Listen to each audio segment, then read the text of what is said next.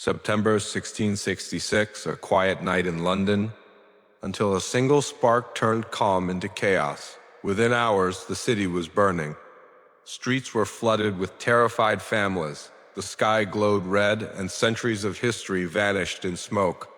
This is the untold story of the Great Fire of London, how it destroyed a city and gave birth to the London we know today.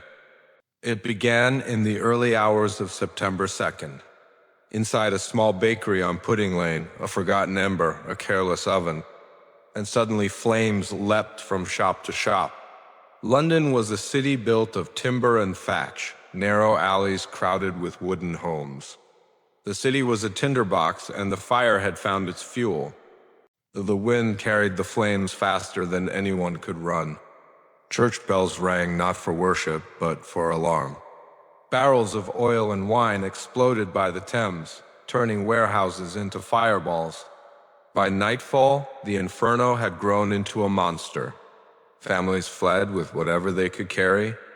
Many escaped with nothing at all. For 4 relentless days, London burned. St. Paul's Cathedral, a symbol of the city, collapsed in flames. Over 13,000 houses, nearly 90 churches, and countless shops were reduced to ash. Tens of thousands of people became homeless overnight. The official death toll was recorded as just a handful, but historians believe the real number was far higher. Their remains lost in the fire itself. When the fire finally died on September 6th, the city was unrecognizable. London was a wasteland of smoldering ruins. Trade collapsed, food was scarce, and survivors camped in tents outside the city walls.